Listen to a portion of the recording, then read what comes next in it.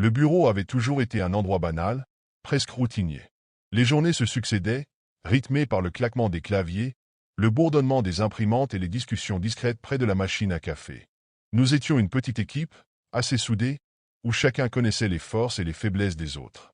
Pourtant, ce matin-là, quelque chose d'inhabituel s'est produit. Un nouveau stagiaire est arrivé. Personne n'avait été prévenu de son arrivée, pas même notre responsable des ressources humaines, ce qui était étrange en soi. Il n'y avait eu ni annonce, ni mail de présentation, ni explication quelconque. Tout ce que nous savions, c'était son prénom, Adrien. Dès qu'il est entré dans la pièce, une sorte de tension imperceptible s'est installée. Adrien était grand, mince, avec des traits d'une neutralité déconcertante. Ses cheveux noirs étaient impeccablement peignés, mais c'était son regard qui m'a frappé.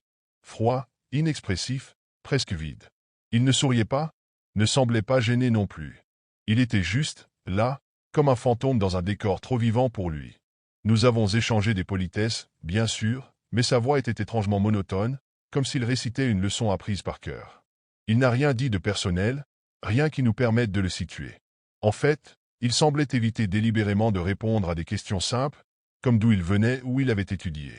Le plus étrange, cependant, c'était l'atmosphère qu'il dégageait. Dès qu'Adrien était dans la même pièce que nous, il y avait une tension palpable.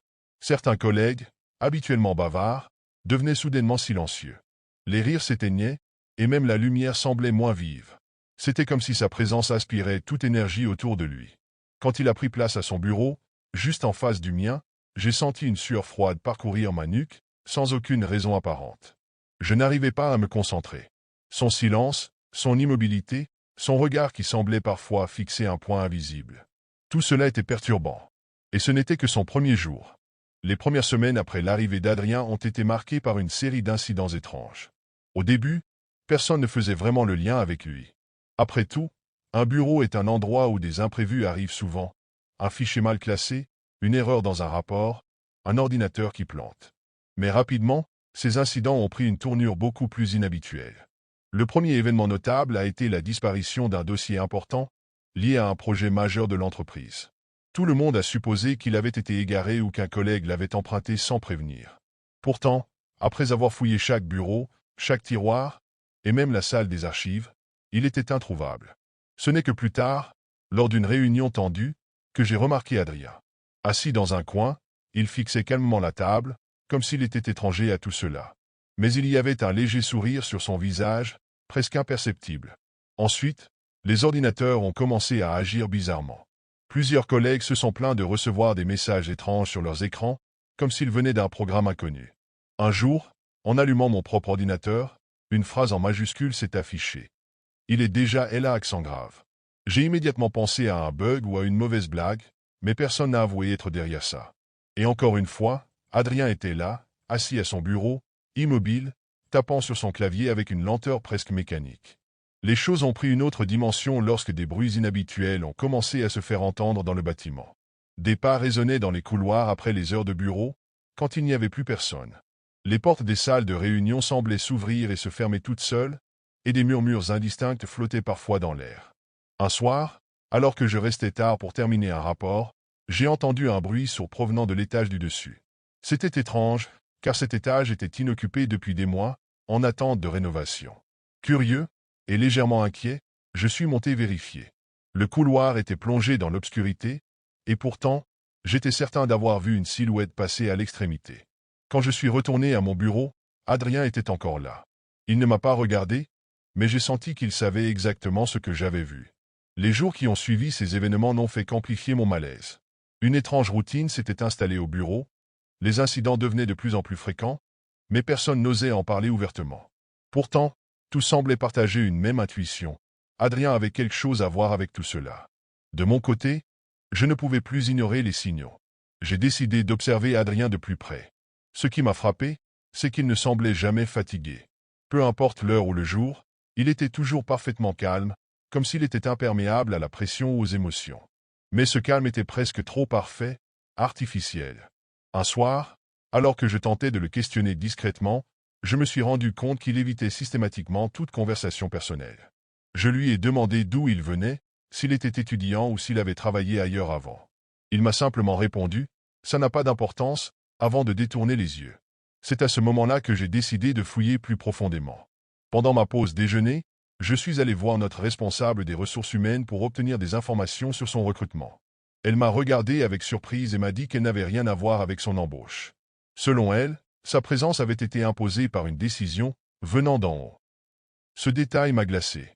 Personne dans notre entreprise n'était recruté sans passer par elle. Ma curiosité s'est transformée en obsession. Je voulais comprendre qui était Adrien. J'ai commencé à chercher dans les archives de l'entreprise, remontant des années de dossiers, de photos et de rapports. C'est alors que j'ai trouvé quelque chose qui m'a donné la chair de poule. Dans un ancien album photo, datant de plus de 20 ans, j'ai vu une image prise lors d'un séminaire de l'entreprise. Les employés y posaient joyeusement, un verre à la main. Et là, au centre de la photo, se tenait Adrien. Il était identique. Pas plus jeune, pas plus vieux. Exactement le même. Je suis resté figé devant l'image, incapable de détacher mon regard. Comment était-ce possible? J'ai retourné l'album pour chercher une explication, mais rien. Le nom d'Adrien n'apparaissait dans aucun registre, aucune liste de participants. C'était comme s'il avait été là, mais sans vraiment exister. Ce soir-là, alors que je quittais le bureau, j'ai senti une présence derrière moi dans le couloir. Je me suis retourné, mais il n'y avait personne. Pourtant, j'aurais juré entendre un murmure, presque imperceptible, « Tu sais maintenant ». Après avoir vu cette photo, je ne pouvais plus regarder Adrien de la même manière. Chaque jour au bureau, sa simple présence me glaçait le sang. Je savais qu'il y avait quelque chose de profondément anormal chez lui, mais je ne pouvais pas en parler à mes collègues sans passer pour un faux.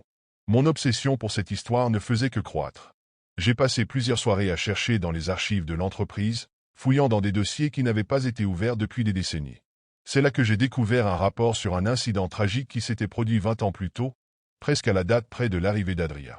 Un employé nommé Adrien Dufresne, fraîchement recruté, était mort dans un accident étrange sur le lieu de travail. Selon le rapport, il avait été retrouvé dans le sous-sol de l'immeuble, écrasé sous des étagères métalliques.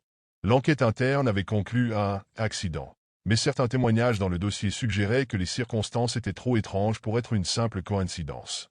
Le détail qui m'a figé était sa photo attachée au rapport. C'était le même Adrien que celui qui travaillait avec nous en ce moment. Pas une ressemblance, pas un descendant, mais lui, exactement identique, jusque dans les moindres détails. Cette nuit-là, j'ai décidé d'affronter la vérité.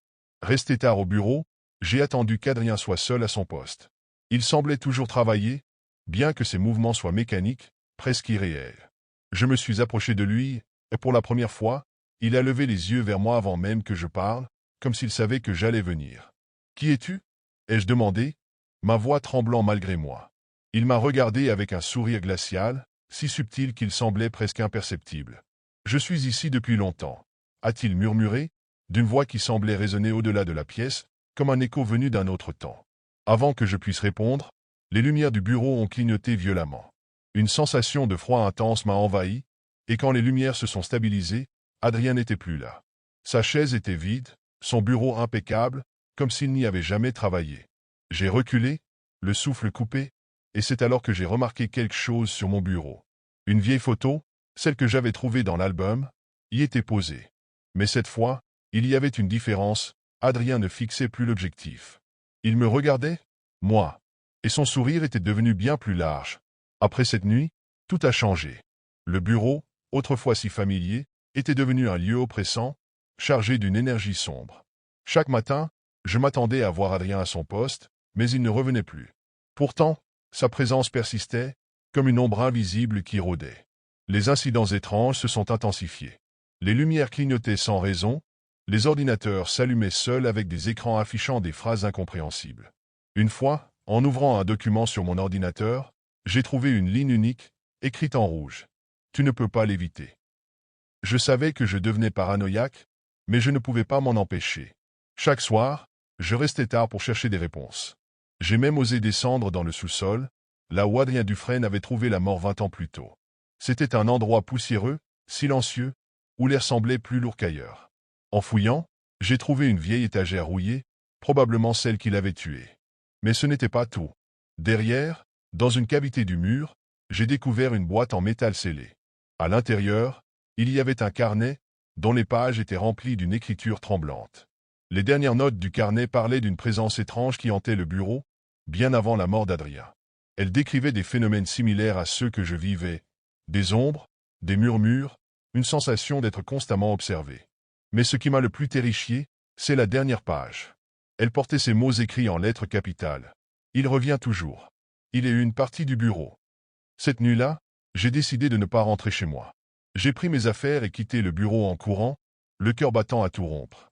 Mais avant de franchir la porte, j'ai entendu un bruit. Un souffle. Lent, glacial, juste derrière moi. Je me suis retourné, et dans la pénombre du couloir, j'ai vu une silhouette. Adrien. Immobile, me fixant de ses yeux vides, un sourire figé sur son visage. J'ai senti mes jambes se dérober, mais avant de pouvoir fuir, il a parlé. Tu fais maintenant partie de l'histoire. Depuis ce jour, je ne suis jamais retourné au bureau. Pourtant, je n'ai jamais été en paix.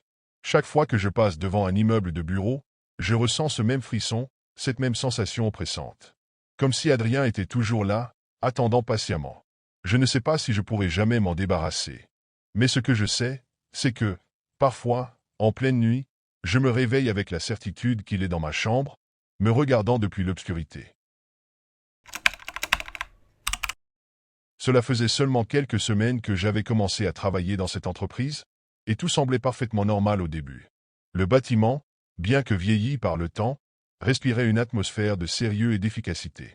Les couloirs étaient toujours silencieux, les bureaux impeccablement rangés, et les employés concentrés sur leurs tâches. Cependant, dès mon premier jour, un détail m'avait frappé. Une porte au fond du couloir, marquée par une simple plaque indiquant salle de nettoyage, était toujours fermée à clé.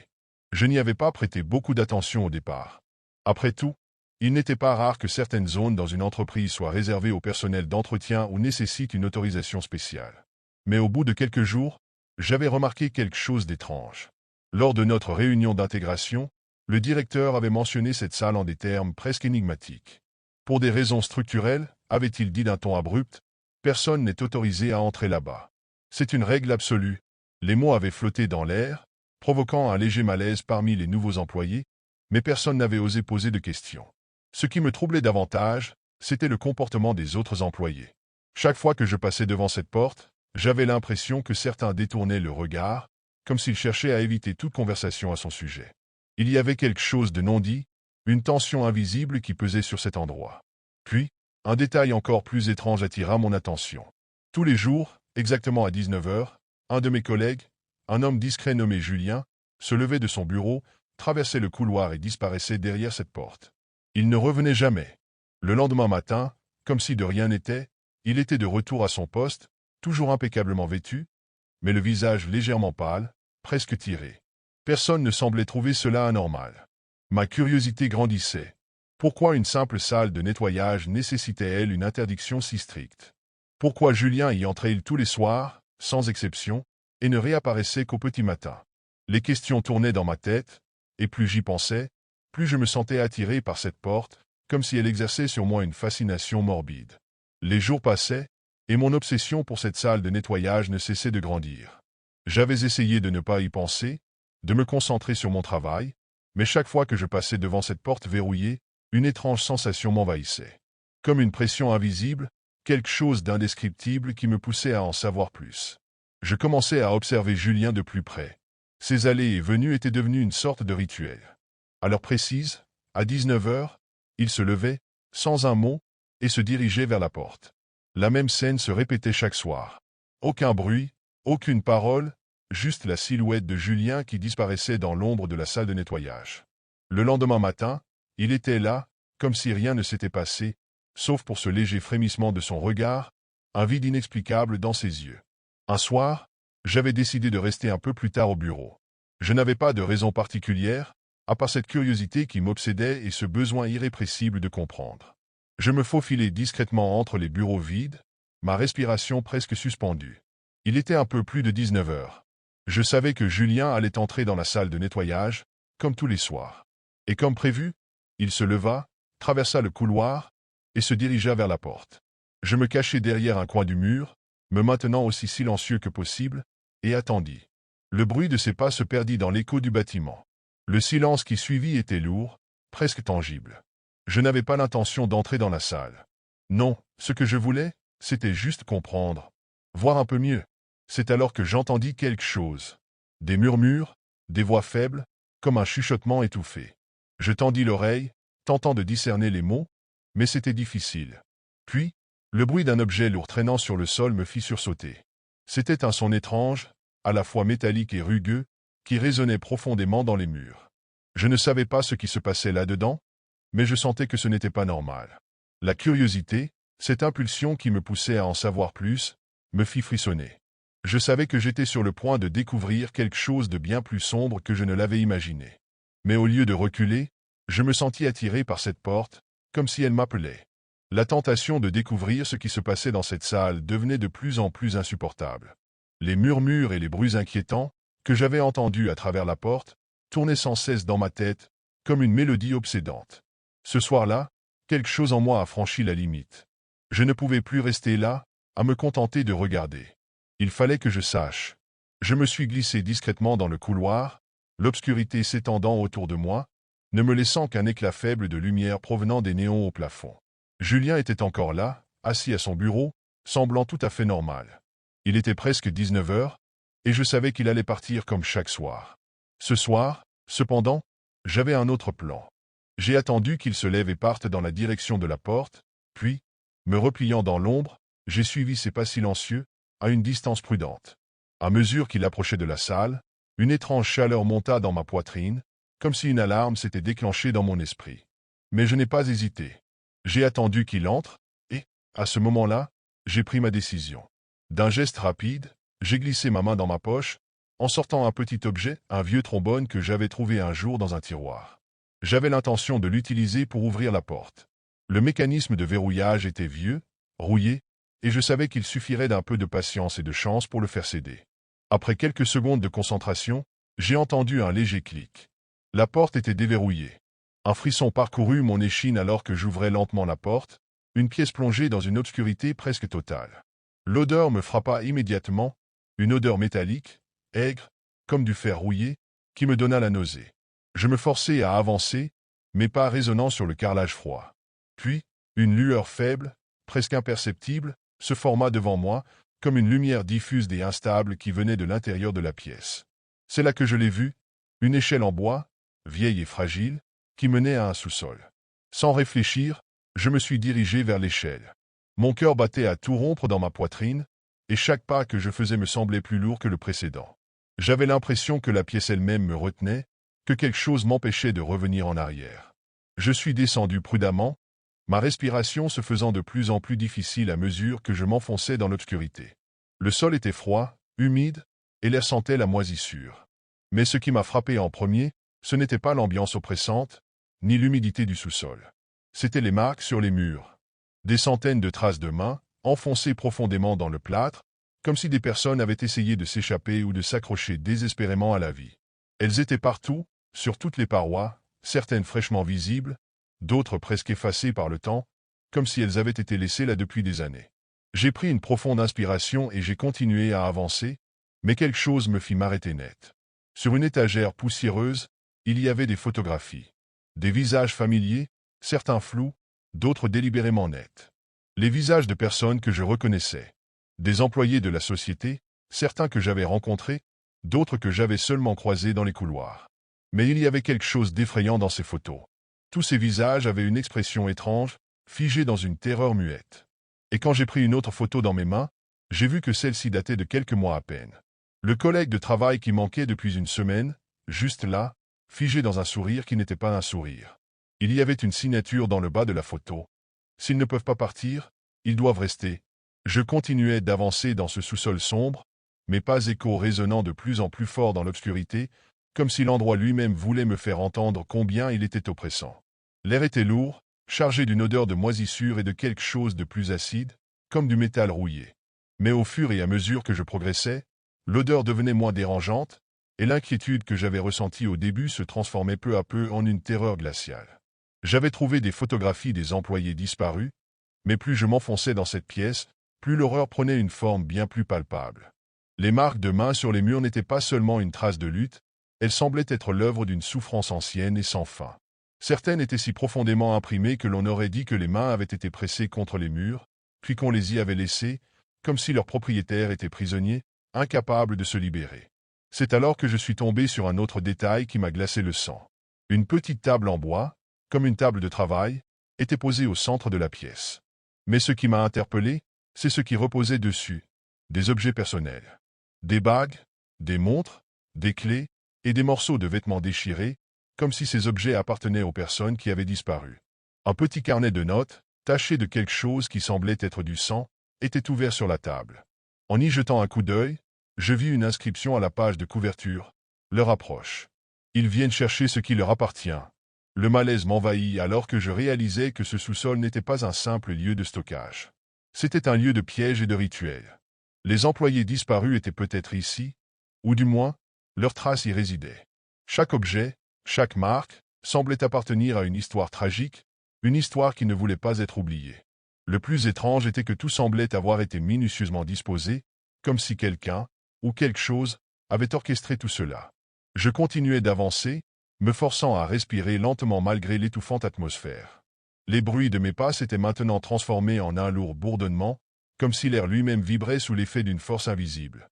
Puis, au bout du couloir, je vis une porte en bois, sombre, presque invisible dans l'obscurité. Elle semblait m'appeler, comme si elle savait que j'étais là. Une étrange sensation d'impuissance m'envahit, mais je ne pouvais pas m'arrêter maintenant. Il fallait que je comprenne. Je posai ma main sur la poignée. Elle était froide, glacée. Lorsque je l'ouvris, une lumière faible mais intense m'éblouit, et je fus forcé de plisser les yeux. Ce que je vis dans cette pièce me coupa le souffle. Des chaînes, suspendues au plafond, et une silhouette, un corps suspendu par les poignets, face à moi, les yeux vides, fixés sur rien. Julien. Il était là, pendu, mais ses yeux étaient vides, presque translucides. Il n'était pas mort, pas tout à fait. Il flottait dans un état entre la vie et la mort, prisonnier de cet endroit. Autour de lui, des symboles gravés dans le sol, et des objets personnels éparpillés partout. Un cri silencieux s'échappa de ma gorge, mais aucun son ne franchit mes lèvres. Je compris alors que l'endroit, la salle de nettoyage, n'était pas simplement un lieu réservé. C'était un piège. Un piège qui attirait, emprisonnait, et transformait les employés en quoi, exactement? Et surtout, pourquoi?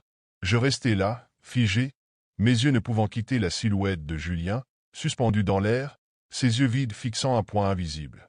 Le temps sembla se dilater, chaque seconde passant comme une éternité. Mon cœur battait si fort que je pouvais l'entendre dans mes oreilles. Je voulais fuir, mais mes jambes ne répondaient plus, comme paralysées par la terreur pure qui m'envahissait.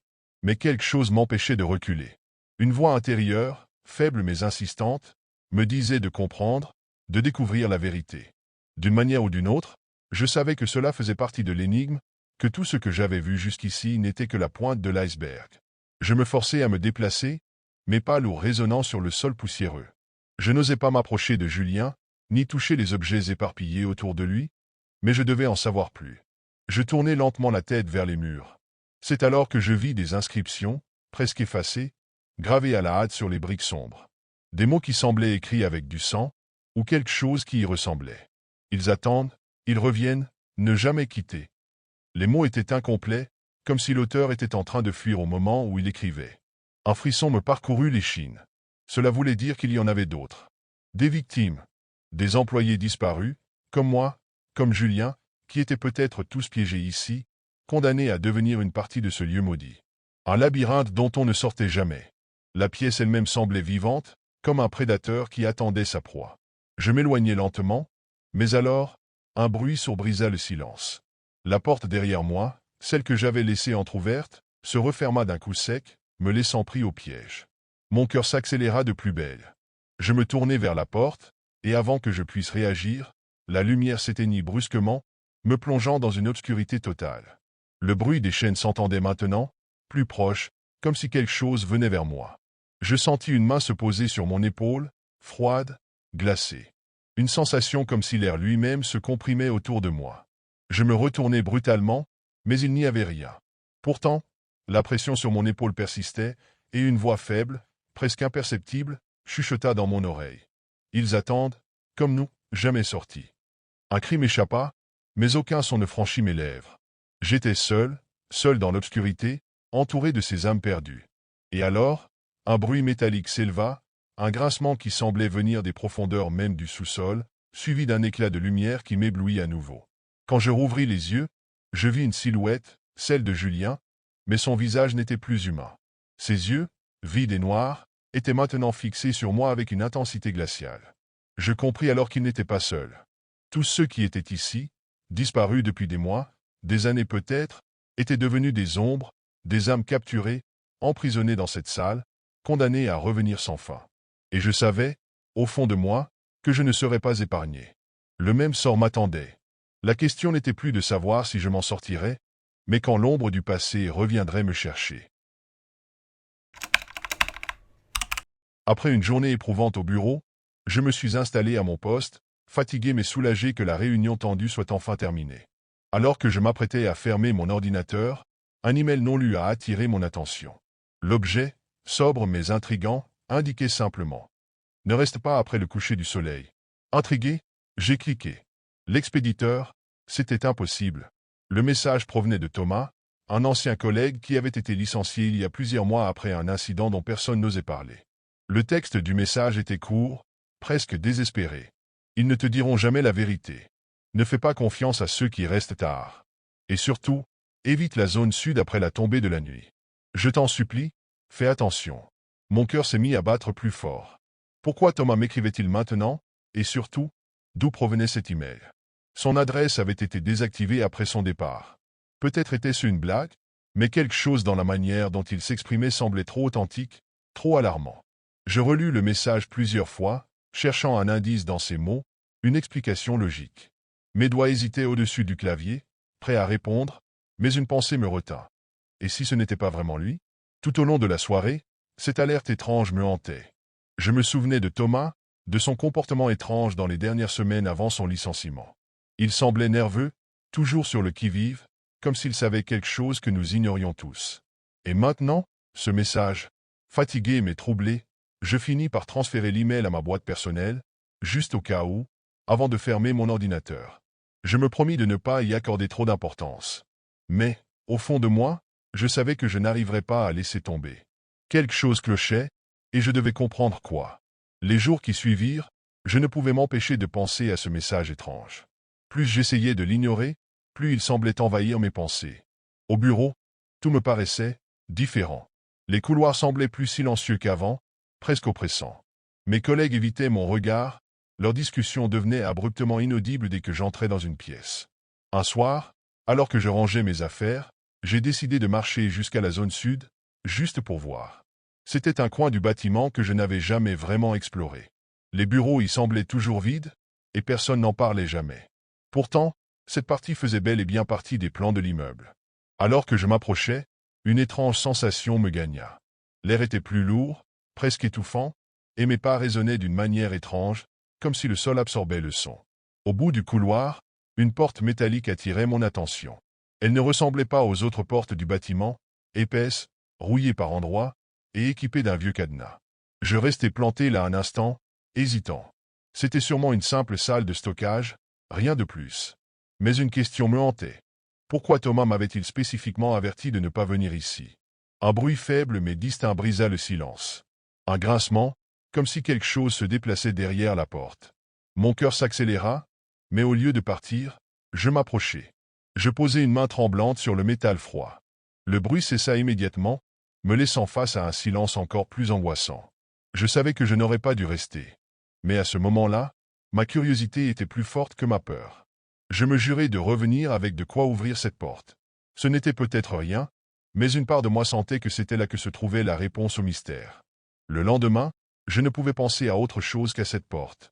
Pendant toute la journée, j'ai observé mes collègues, cherchant le moindre signe qu'ils savaient ce qui se passait dans la zone sud. Mais tout le monde semblait vouloir éviter ce sujet. Chaque fois que je mentionnais cette partie du bâtiment, on me répondait vaguement ou on changeait de sujet. Quand l'horloge marqua 18 heures et que le bureau commença à se vider, je me préparai discrètement.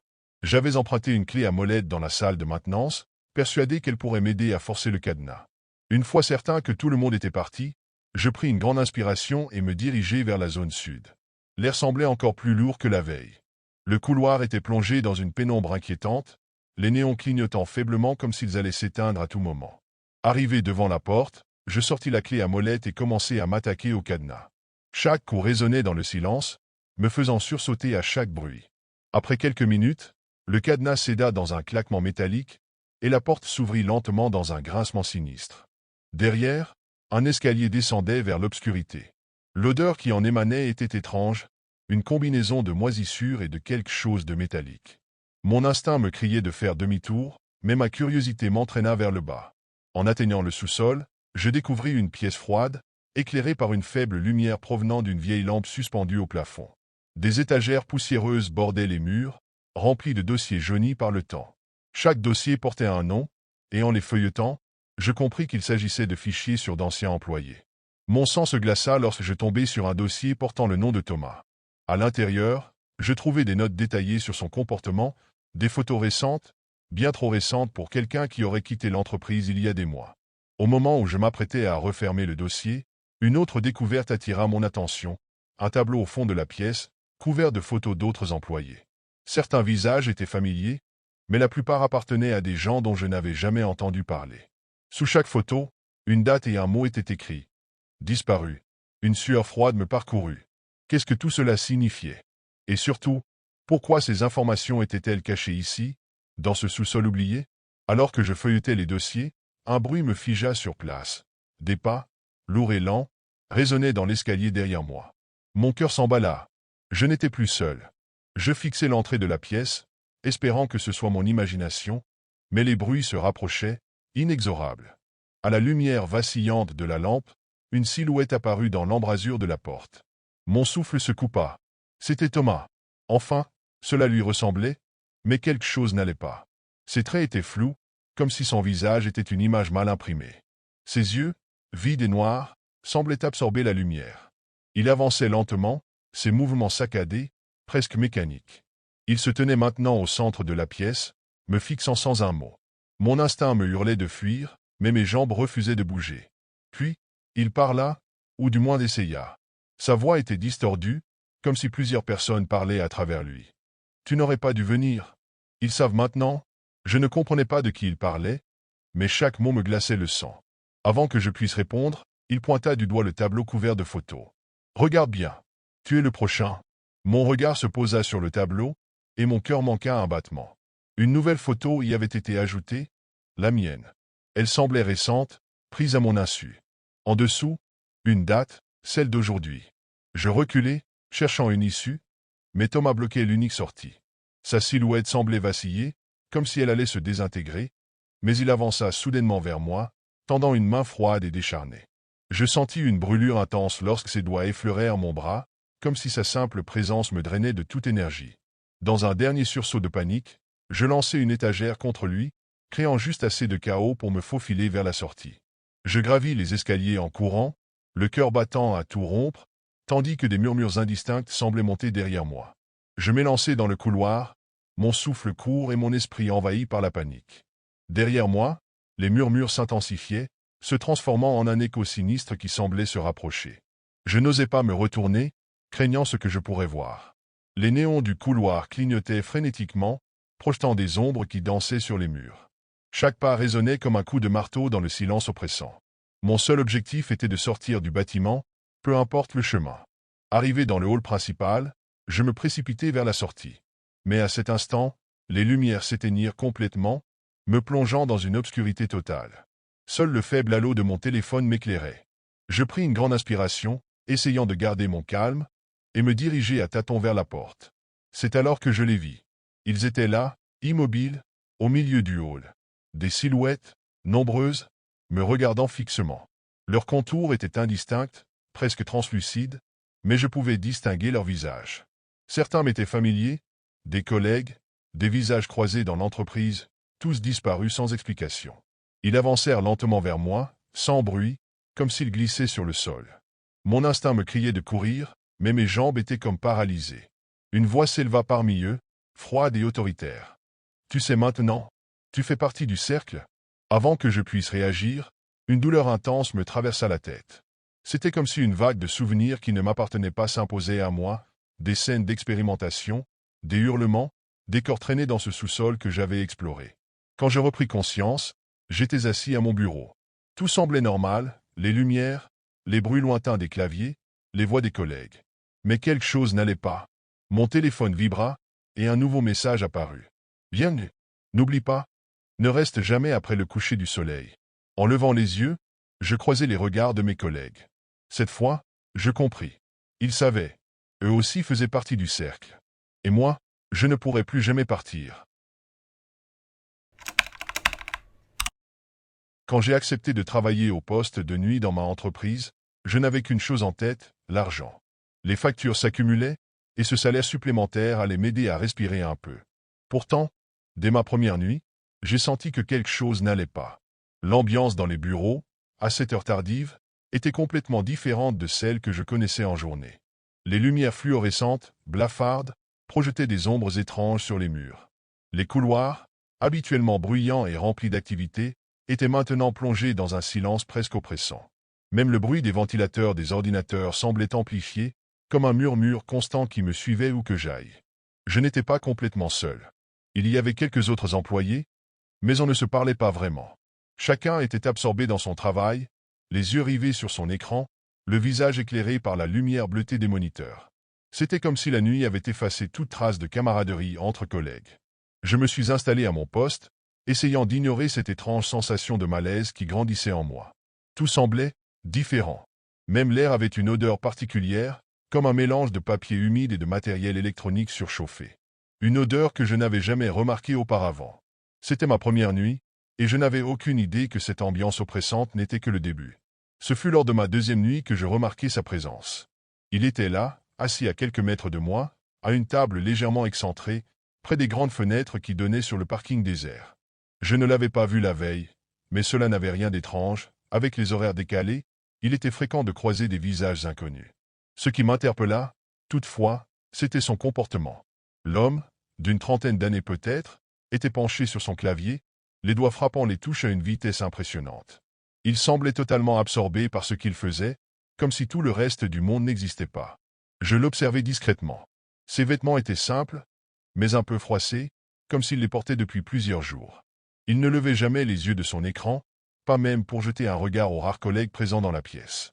Son visage, à moitié éclairé par la lueur de l'ordinateur, semblait marqué par une concentration intense, presque obsessionnelle. Pendant une pause, je pris mon courage à deux mains et décidai de lui adresser la parole. Après tout, nous allions travailler ensemble plusieurs nuits, autant briser la glace. « Salut » dis-je en m'approchant doucement. « Tu travailles sur quoi » Il leva brièvement les yeux vers moi, juste assez pour capter mon regard. Ses yeux étaient sombres, fatigués, mais il ne sembla pas surpris par ma question. « Un projet urgent » répondit-il d'une voix monotone avant de détourner à nouveau les yeux vers son écran. Je tentai de poursuivre la conversation, mais il se contenta de réponses vagues, presque mécaniques. À un moment, j'eus même l'impression qu'il ne m'écoutait plus, ses doigts continuant à taper frénétiquement, comme s'il voulait rattraper un retard imaginaire. En retournant à mon poste, je ressentis un léger frisson. Ce type avait quelque chose de bizarre, d'inexplicable. Pourtant, je me dis que c'était peut-être la fatigue ou le stress. Après tout, les heures de nuit affectaient tout le monde différemment. Mais une petite voix au fond de moi me murmurait que ce n'était pas tout. Au fil des nuits, mes observations devinrent plus insistantes. Je commençais à voir des détails qui, au départ, m'avaient échappé. L'homme était toujours là, installé à la même table, encore et toujours devant son ordinateur. Mais il y avait quelque chose de profondément étrange, presque angoissant, à propos de lui. Il ne mangeait jamais. Je l'avais observé à plusieurs reprises, pensant qu'il pourrait faire une pause pour grignoter ou boire quelque chose. Mais rien. Il ne bougeait pas, ses yeux fixés sur son écran, comme si le monde autour de lui avait cessé d'exister. Il ne parlait à personne, et personne ne lui adressait la parole non plus. Les autres employés, eux, se saluaient entre eux ou faisaient des petites pauses, mais lui, il était totalement isolé.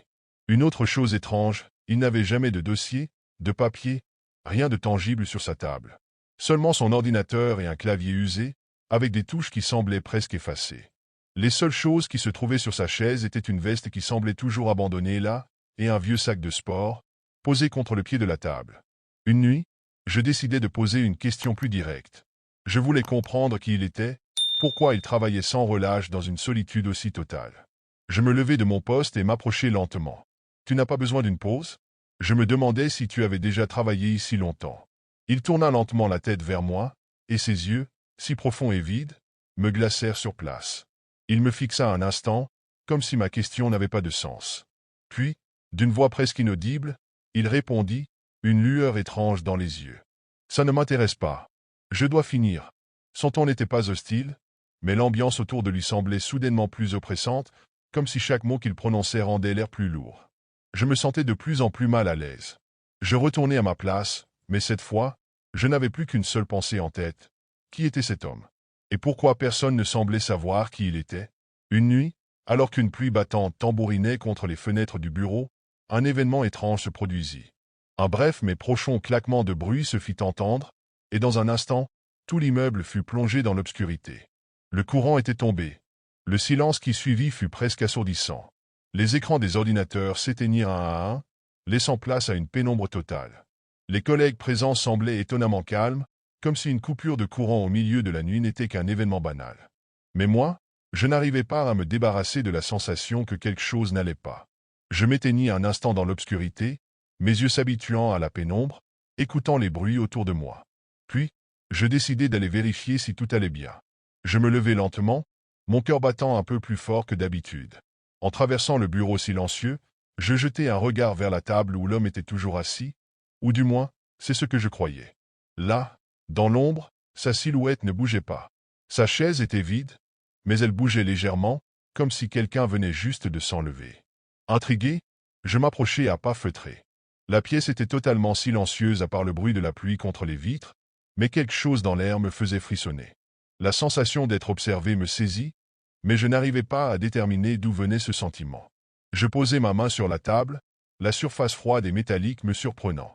Je voulais me pencher pour chercher l'homme, mais en scrutant autour de moi, je ne le vis nulle part. Il n'y avait aucune trace de lui, pas de sac, pas de veste, rien. C'était comme s'il n'avait jamais existé. D'un coup, une idée me traversa l'esprit, une pensée effrayante. Et s'il n'avait jamais été là? S'il n'avait jamais existé? Mon estomac se noua. J'avais besoin de réponses. Je me précipitai vers les archives de l'entreprise sur mon ordinateur, espérant trouver des informations sur cet étrange collègue. J'ouvris le dossier des employés et commençai à rechercher son nom, à fouiller les registres des jours passés. Mais aucune trace de lui. Aucune mention de cet homme qui semblait pourtant travailler là chaque nuit.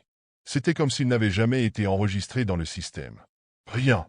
L'angoisse me rongeait de plus en plus à mesure que je réalisais l'ampleur de ce que je venais de découvrir. Cet homme, que je croyais réel, n'existait tout simplement pas. Il n'était ni sur les listes des employés, ni dans les archives de l'entreprise, et pourtant, il avait été là, nuit après nuit, assis à sa table, tapant frénétiquement sur son clavier, comme un automate sans fin. Je ne pouvais pas simplement ignorer cela. J'avais besoin de savoir ce qui se passait réellement, de comprendre pourquoi cette présence m'avait autant marqué. Je décidai de fouiller plus en profondeur. En parcourant les anciens dossiers de l'entreprise, je tombai sur une vieille archive, un document datant de plusieurs années. C'était un rapport d'incident concernant un employé qui travaillait à l'époque sur le même poste que celui où l'homme mystérieux s'était toujours installé. Le rapport décrivait un homme qui avait été trouvé mort dans le bureau, en pleine nuit, après une longue période de travail excessif. Il était resté là pendant des heures, frappant sans relâche sur son clavier, obsédé par la tâche qu'il n'arrivait pas à achever. Le rapport précisait que l'homme, un certain Victor Dumas, avait subi un stress extrême avant sa mort, et que sa mort avait été attribuée à un épuisement total. Le rapport mentionnait aussi qu'il avait été extrêmement isolé durant ses dernières semaines de travail, ne parlant à personne, se concentrant uniquement sur son projet. Mon cœur s'arrêta un instant en lisant cela. Ce nom, Victor Dumas, c'était le nom du collègue que je pensais connaître, celui que je croyais avoir vu tous les soirs. En regardant la date du rapport, je compris immédiatement que cet incident avait eu lieu il y a plusieurs années. Comment cela se pouvait-il?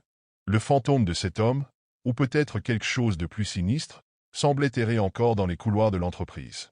Je levai les yeux de l'écran, un frisson glacé parcourant ma colonne vertébrale. Soudain, je le sentis. L'air était devenu plus lourd, plus épais. La lumière de l'ordinateur vacilla légèrement, et au loin, je crus entendre le bruit familier des touches du clavier, frappé à une vitesse effrénée. Je me retournai brusquement. La chaise vide était maintenant complètement immobile, mais l'ombre de l'homme était toujours là, ancrée dans l'espace autour de son ancien poste. Je n'avais plus aucun doute, je n'étais pas seul dans ce bureau. Tremblant, je pris mes affaires et partis précipitamment, jurant de ne plus jamais revenir après minuit. Mais même en quittant le bâtiment, je n'ai pas pu échapper à l'impression que quelque chose ou quelqu'un me suivait, tapant inlassablement sur les touches d'un clavier invisible, dans l'ombre de la nuit. Dès mon arrivée dans ce nouvel emploi, je sentais une légère tension, un mélange d'excitation et de nervosité. Le bâtiment était immense, avec ses longs couloirs blancs et ses bureaux en open space impeccablement organisés. Tout était si propre, si silencieux, que cela en devenait presque intimidant. Les regards furtifs de mes nouveaux collègues n'aidaient pas. Certains me saluaient brièvement, mais la plupart semblaient absorbés dans leur travail, indifférents à ma présence. C'est alors qu'elle est apparue. Une femme d'une trentaine d'années, brune, avec un sourire doux et un regard chaleureux. Elle s'est approchée de moi avec une aisance qui contrastait avec l'atmosphère froide du lieu. « Bonjour, tu dois être le nouveau, n'est-ce pas? Je m'appelle Marina. » Sa voix avait quelque chose de réconfortant. Immédiatement, je me suis senti moins seul. Elle m'a montré mon bureau, m'a expliqué comment fonctionnait le système informatique et même où trouver la machine à café. « Si tu as besoin de quoi que ce soit, n'hésite pas à me demander, » m'a-t-elle dit avec un clin d'œil complice. Le reste de la journée s'est passé étonnamment bien grâce à elle. Marina était toujours là, répondant à mes questions, me donnant des conseils sur les tâches à accomplir. Elle semblait connaître chaque recoin de l'entreprise, chaque procédure, comme si elle y travaillait depuis des années. Le plus étrange, c'est que personne d'autre ne semblait aussi accessible ou aussi amical que Marina. À plusieurs reprises, j'ai remarqué des collègues passer près de nous sans jamais lui adresser un mot, ni même un regard. Mais j'ai mis ça sur le compte de leur concentration ou de leur timidité. En partant ce soir-là, je me suis dit que j'avais eu de la chance de tomber sur quelqu'un comme elle dès le premier jour. Sans Marina, cette journée aurait été beaucoup plus stressante. Le lendemain, alors que je commençais à me familiariser avec mon nouvel environnement, une étrange impression a commencé à s'installer. Marina était là, comme la veille, toujours souriante, toujours prête à m'aider. Mais j'ai remarqué quelque chose d'étrange, personne ne semblait interagir avec elle. À plusieurs reprises, je l'ai vue passer près de mes collègues, les saluer poliment ou faire une remarque sur leur travail. Pourtant, ils ne répondaient jamais. Pas un mot, pas un regard. C'était comme si elle était invisible pour eux. Lors d'une pause, j'ai tenté de briser la glace avec un groupe de collègues autour de la machine à café. Marina m'a beaucoup aidé hier. Franchement, sans elle, j'aurais été perdu. Ai-je dit, pensant que cela lancerait une conversation. Mais à ma grande surprise, ils se sont regardés les uns les autres, visiblement confus. Un des hommes, un peu plus âgé, a froncé les sourcils. « Marina, je ne crois pas qu'on ait quelqu'un de ce nom ici, » a-t-il répondu avant de changer de sujet de manière presque brutale. Cette réaction m'a laissé perplexe. Peut-être qu'il plaisantait? Ou alors, Marina était nouvelle, tout comme moi, et il ne la connaissait pas encore bien. Mais quelque chose dans leur comportement ne semblait pas naturel. Plus tard dans la journée, en réunion, j'ai décidé de mentionner une idée que Marina m'avait suggérée pour optimiser une des tâches. À peine avais-je prononcé son nom que le silence s'est abattu dans la pièce. Tous les regards se sont tournés vers moi, certains visiblement mal à l'aise, d'autres semblant éviter mon regard. « Qui? Marina » a demandé mon supérieur avec un sourire forcé, comme s'il essayait de minimiser l'étrangeté de la situation. Je n'ai pas insisté, mais cette réaction a ravivé mon malaise. Comment était-il possible que personne ne semble la connaître? Marina était là, bien réelle, et elle m'avait aidé toute la journée précédente. Pourtant, tout le monde agissait comme si elle n'existait pas. Ma curiosité s'était transformée en obsession. Tout dans le comportement de mes collègues me poussait à creuser davantage. Qui était Marina, et pourquoi semblait-elle invisible aux yeux de tous? Pendant une pause déjeuner, j'ai décidé d'en savoir plus. Profitant d'un moment où tout le monde était parti, je suis resté seul dans la salle des archives, un endroit que Marina m'avait montré le premier jour. Les dossiers anciens de l'entreprise y étaient entreposés, rangés dans de grandes armoires métalliques. Je ne savais pas exactement ce que je cherchais, mais j'ai commencé à fouiller dans les documents les plus anciens, espérant trouver un indice. Après une heure de recherche infructueuse, j'ai trouvé un dossier poussiéreux intitulé Incident interne, 2018. Mon cœur s'est accéléré. En feuilletant le document, je suis tombé sur un rapport détaillant un accident survenu dans les locaux de l'entreprise il y a 5 ans. Une employée nommée Marina Lemoine avait été victime d'un effondrement d'équipement dans une salle de stockage. Selon le rapport, un lourd morceau de matériel de maintenance s'était détaché et l'avait écrasé sur le coup. Je me suis figé en lisant son nom. Marina Lemoine. C'était impossible. C'était bien la même Marina qui m'avait accueilli avec son sourire rassurant, celle qui m'avait guidé dans ce dédale de bureau. Pourtant, le document était clair, elle était morte sur le coup. Mon esprit essayait désespérément de trouver une explication rationnelle. Peut-être une coïncidence, peut-être une autre Marina, mais les photos jointes au dossier ne laissaient aucun doute. C'était elle. En refermant le dossier, une sensation glaciale m'a envahi. Tout semblait soudainement plus sombre, plus oppressant dans cette salle d'archives. J'ai senti un frisson parcourir mon dos, comme si quelqu'un me regardait. En sortant précipitamment, mon regard s'est posé sur la salle de stockage mentionnée dans le rapport. La porte était fermée, mais je pouvais presque sentir la présence de quelque chose derrière. À ce moment-là, je savais que ma vie dans cet emploi ne serait plus jamais la même. La sensation de malaise ne me quittait plus. Chaque fois que je croisais Marina dans les couloirs, son sourire chaleureux me semblait désormais teinté d'une étrangeté que je n'avais pas remarquée auparavant. Elle était là, toujours aussi serviable, mais je ne pouvais plus ignorer ce que j'avais découvert. Un soir, alors que tout le monde avait quitté les bureaux, je pris mon courage à deux mains. Marina était assise à son bureau habituel, tapant tranquillement sur son ordinateur, comme si de rien n'était. « Marina, je dois te parler, » dis-je, tentant de masquer le tremblement dans ma voix. Elle leva les yeux vers moi, son expression neutre. « Bien sûr, qu'y a-t-il » Je m'avançai, mon cœur battant à tout rompre. J'ai trouvé des documents dans les archives. Sur toi, sur ce qui s'est passé ici il y a 5 ans. Son sourire s'éteignit immédiatement. Elle posa ses mains sur le bureau, immobile. Un silence lourd s'installa, et pendant un instant, je regrettai de lui avoir parlé. Alors, tu sais, murmura-t-elle finalement, son ton dépourvu de toute chaleur. Je hochai la tête, incapable de prononcer un mot. Elle détourna le regard, fixant un point invisible au loin. Oui, je suis morte ce jour-là. Depuis, je suis coincée ici, entre ces murs. Je ne sais pas pourquoi. Peut-être que l'endroit me retient. Peut-être que je n'étais pas prête à partir. Sa voix était calme, mais il y avait une lourdeur dans ses mots, une douleur palpable. Je me surpris à ressentir une étrange compassion pour elle. « Est-ce que quelqu'un d'autre sait » demanda-t-elle soudain, tournant son regard vers moi. Ses yeux, auparavant si chaleureux, étaient désormais perçants, presque menaçants.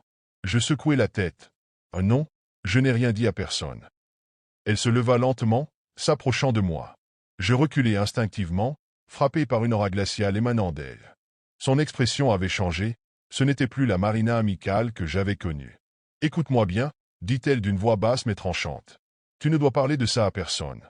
Personne ne doit savoir. Sinon... » Elle laissa sa phrase en suspens, mais son regard en disait long. Je sentis un frisson parcourir mon échine. Elle n'avait plus rien d'humain à cet instant. Cette nuit-là, je n'ai presque pas dormi. Chaque fois que je fermais les yeux, je revoyais le regard de Marina, ce mélange glaçant de menace et de désespoir.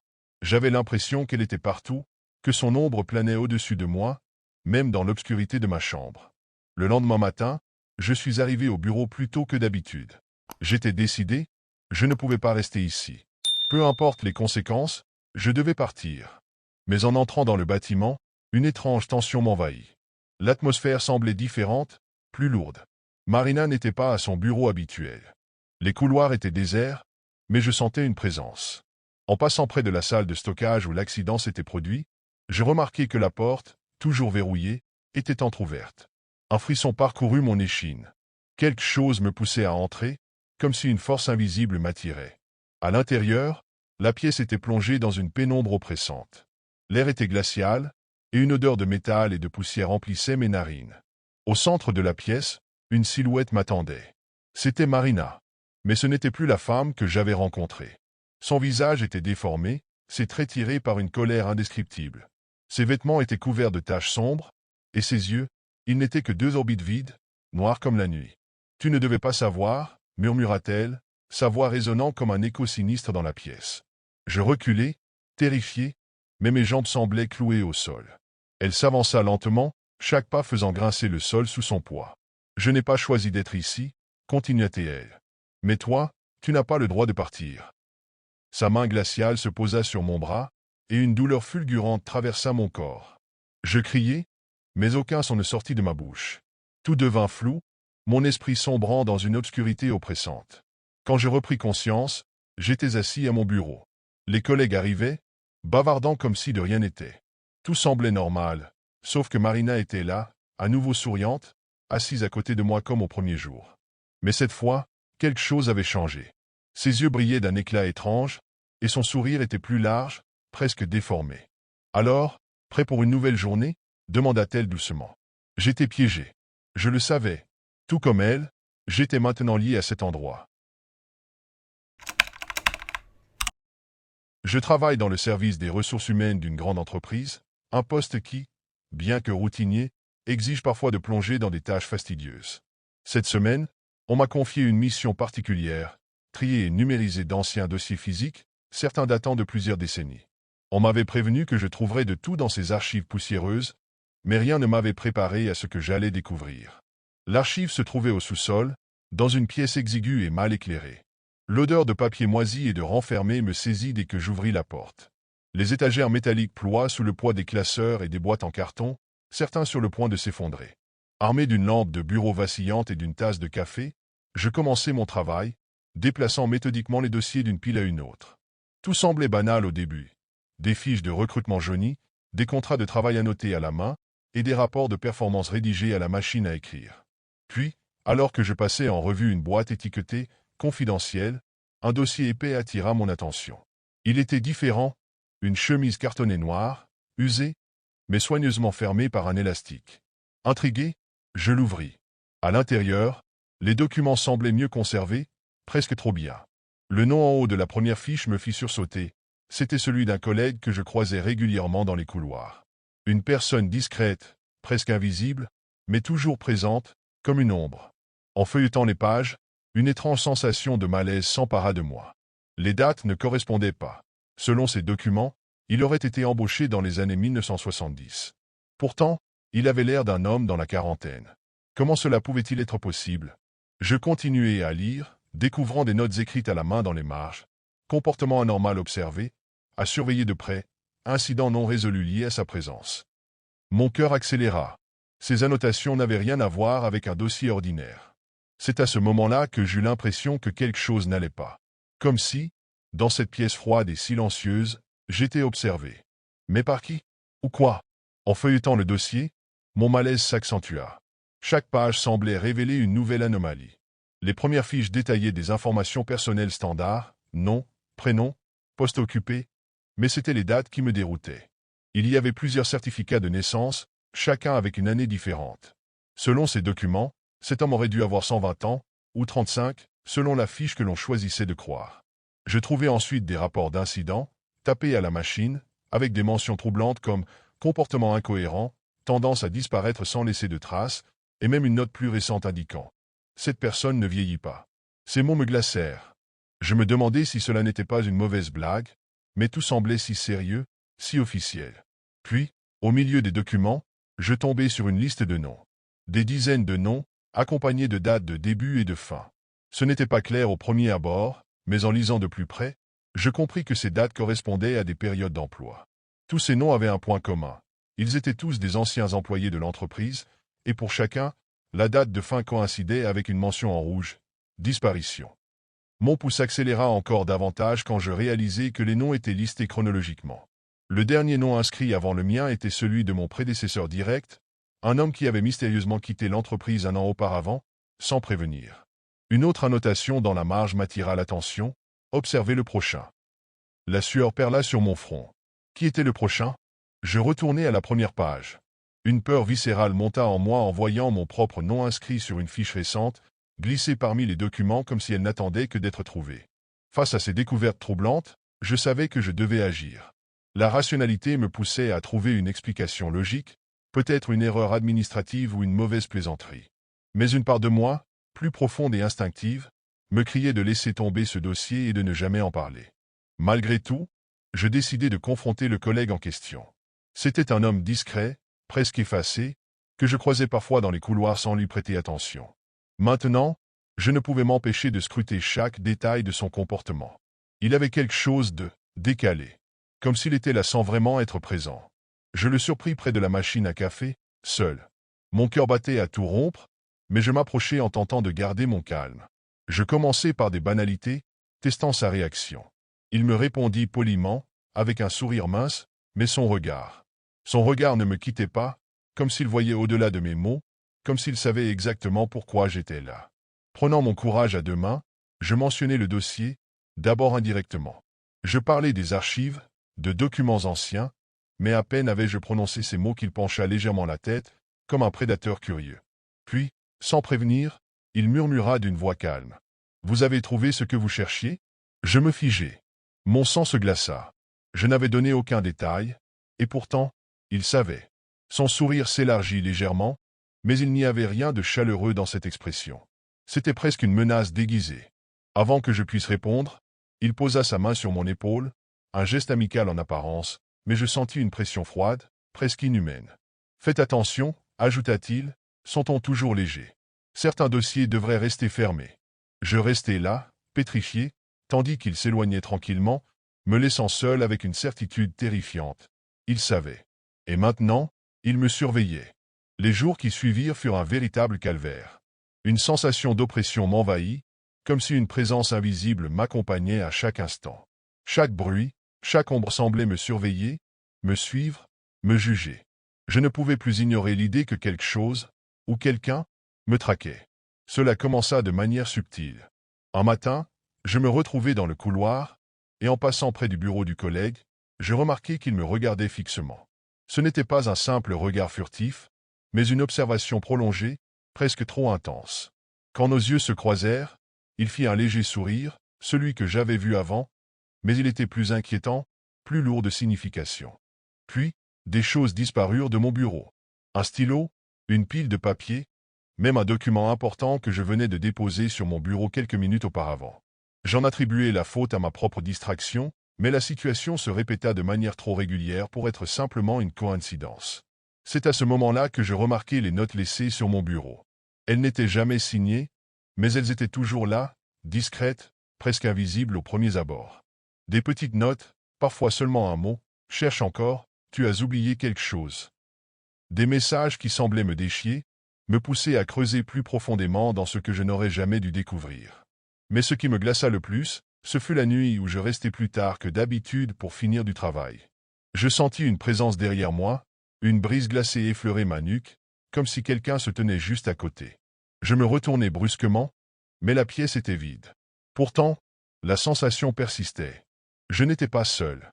Je décidai alors de faire un geste imprudent, un geste irréfléchi. Je partis dans la cave, là où les archives les plus anciennes étaient stockées, pour essayer de retrouver un indice, un document supplémentaire qui pourrait expliquer ce qui se passait. Je fouillai frénétiquement dans les boîtes, mes mains tremblant sous le stress. Et c'est là que je le trouvai. Un dossier supplémentaire, caché au fond d'une boîte, juste à côté de l'étagère où je n'étais jamais allé. Ce dossier était marqué d'une seule inscription, à ne jamais ouvrir. Mais je l'ouvris. À l'intérieur, je trouvai des photos anciennes de l'entreprise, des employés des décennies passées, mais une photo en particulier attira mon regard.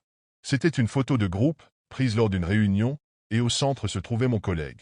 Mais ce qui me frappa, c'était la date inscrite au DOS, 1934. Je reculai en titubant, l'esprit tournant à toute allure.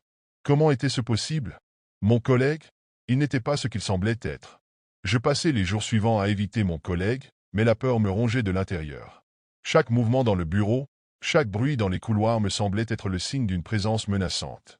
Il était partout, toujours là, et ses regards me suivaient, inévitables. Plus je m'éloignais, plus je me sentais traqué, pris au piège dans un cercle dont je ne pouvais plus sortir. Un soir, alors que je pensais avoir échappé à cette spirale, je me retrouvai à nouveau seul dans l'immeuble, absorbé par des dossiers à trier.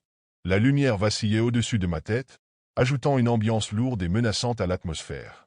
C'est alors que la porte du bureau s'ouvrit lentement, sans bruit, comme si elle était poussée par une main invisible. Je tournai la tête, mais il était là. Il n'entra pas, se contentant de se tenir dans l'encadrement de la porte, m'observant en silence. Son sourire habituel était absent, remplacé par une expression de pure froideur. « Vous avez cherché un peu trop loin, n'est-ce pas ?» dit-il d'une voix basse et monotone, comme si ces mots étaient une simple formalité. Je voulais fuir, mais mes jambes étaient comme paralysées. Chaque mot qu'il prononçait semblait m'enfoncer un peu plus dans l'horreur. Il savait que je savais, et il n'allait pas me laisser partir. Il avança d'un pas, et je reculai instinctivement. C'est là qu'il sortit de sa poche un petit carnet, le même que celui que j'avais vu dans les dossiers. Il l'ouvrit lentement, le regard fixé sur moi. Le temps sembla se ralentir. Chaque page du carnet semblait me décrire, me connaître d'une manière que je ne pouvais expliquer. « Tu vois, c'est ça le problème » commença-t-il. « Les gens comme toi veulent toujours comprendre. Mais parfois, il est plus sûr de laisser les choses dans l'ombre. Regarde où cela t'a mené. » Je n'arrivais plus à respirer, ma gorge serrée par une terreur sourde. Je voulais crier, courir, mais mes muscles refusaient de m'obéir. Il s'approcha encore, et son visage, maintenant éclairé par la lumière tremblotante, sembla prendre une forme différente. Ses traits se déformaient, se rallongeaient, comme si sa peau n'était qu'un masque. Une peau qui commençait à se fissurer. « Tu n'es pas le premier à vouloir savoir, » murmura-t-il, son souffle glacé dans mon oreille. « Mais tu seras peut-être le dernier. » Et tout à coup, une chaleur suffocante envahit la pièce. Les murs semblaient se rapprocher, l'air devenant plus lourd à chaque seconde.